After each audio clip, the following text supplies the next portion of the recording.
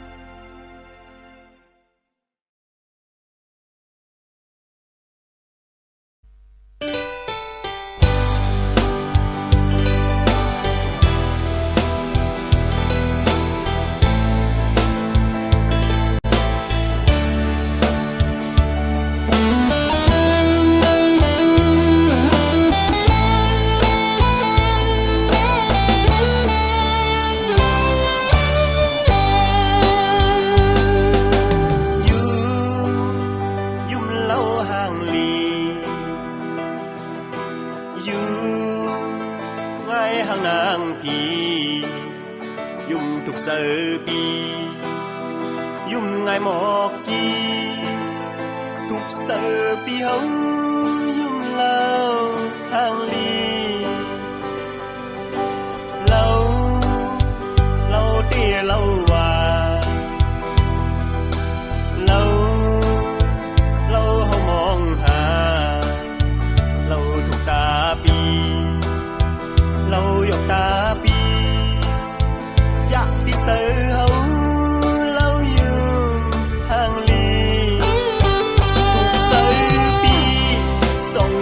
đi say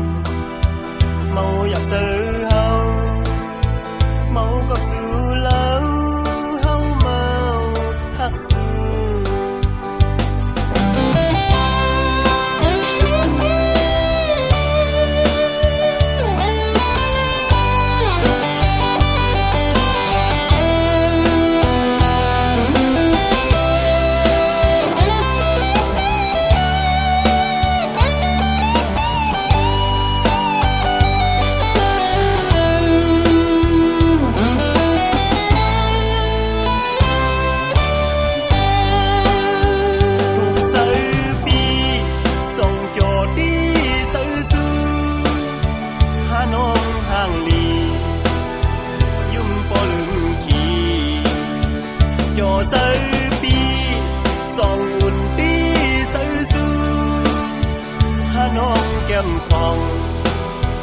ง่ายมูเนอน้องสองรถเธอหา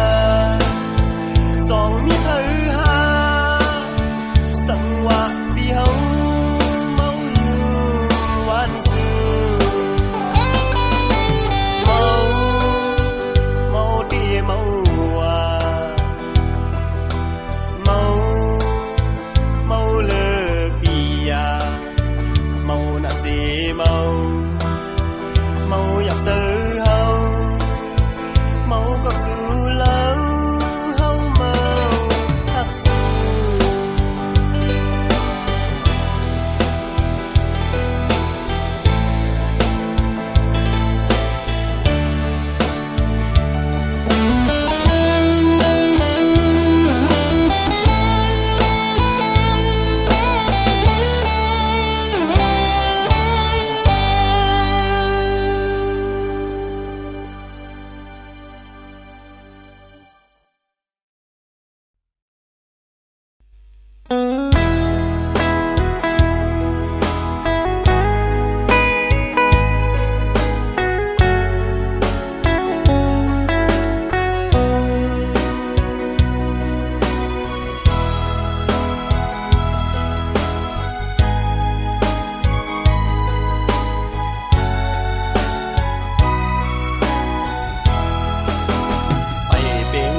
เสือหาปีหักสู่ตันเลยไปหันเจอเมื่อหาอ่านเอาเที่ยงก็มาอันเลลีเกาหามาปันอันเลวานเกาหามาในไปหันเจอเมื่อหาลัดมาลูสู่โลดเที่ยงสังในไปลามไหลเจอสู่ไปหูไล่เสนางต่างหักเป็นเสียงหือมาหูเสือสู่นางไปนำหันเพอเลอก็สู่เคยซ้ำอำเป็งไล่เสือนองกวนเสียงสู่อยู่สองปีในอำวนเสือเตออำนั้นปีอำมีรถกาบันสู่ก็อำนั้นก็ย้อนเปื่อปีอำมีเงือนั่นก็ตื่นเป็นอาจางเมื่อหามันก็เมื่ออ่านมาเก่ากันนั่นก็อ่านยากเก่าเล่นมาหูจะโกนใจทำเปียงไรเสือนองนางหญิงโกนเจิงสูเตเห็นฮือลีน้องเฮอเปียงก็เสือนองตีห้องให้ในสาเป็นในตายาญากันผู้เป็นในตายามันตายาทบกันลายิ่งน้อง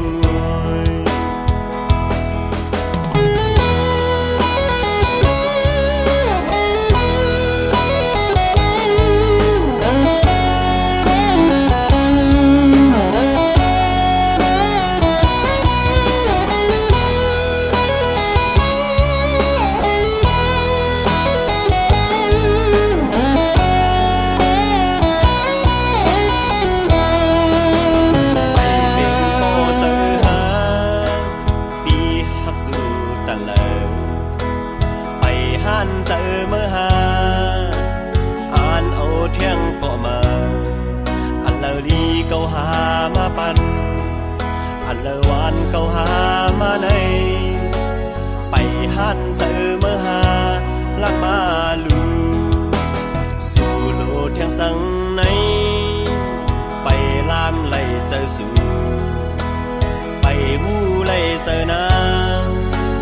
ต่างหักเป็นเสียงหือมาหูเสือสู่นางไปน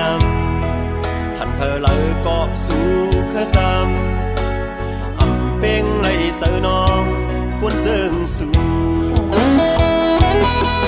อยู่สองปีในอำวนเสือเตออำนั้นปีอำมีรถกาบันสู่ก็นั่นก็ย้อนเปื่อปีอำมีเงืออำนั้นก็ตื่นเป็นอาจางเมื่อหานั่นก็เมื่ออ่านมาเก่ากันนั่นก็อ่านยากเก่าเล่นมาหู สะกนใจทำเปียงไรเสือนอนางหญิงโกนเจิงสูเตเห็นฮือลีนอเธอเปียงพอเสือนอตีห้องให้ในสามตีเสียลายน้ำตาส่งเป็นในตายาญากันผู้เป็นในตายามันตายอย่าทบกันลายิ่งน้องงวย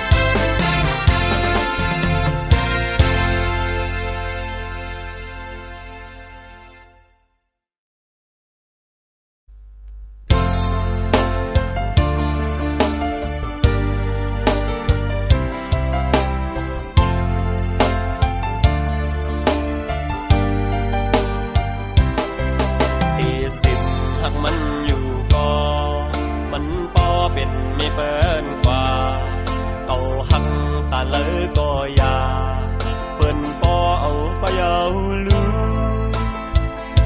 อสังซ้อมไหลเป็นมังไม่น้ำมือเปิดกาไหลปล่อยวางซ้อมตั้งเงินดังคาเปแบกซ้ำมันลืมกว่าก่อเก่าแตะลืมไหลลาแบกซ้ำมันซ้ำก็ยาบุญตาเก่าได้ลืมดึกดื่มมันไว้หังในเป็นมันก็เลวผู้กาไหลทางส้มนางน้องกุยยาวพอน้องหลังส่วนเฮาเป็นมีหักเล่าเปิ้นกว่าเยอะภายพี่เฮาแต่หูกาละยาย้อนเปิดผ่านและสั่งสุนน้องยาวส่วนเก่าเป็นแม่เราหักเปิ้น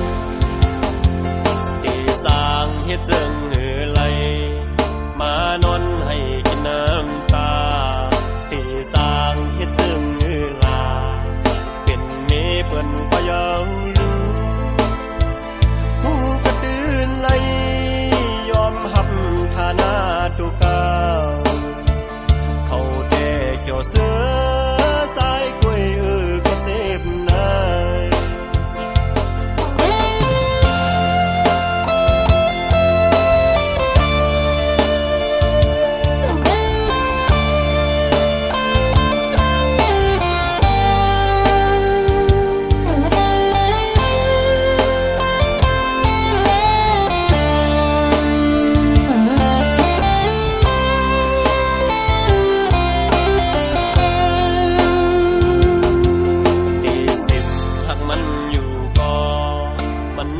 เป็นไม่เปิ้นกว่า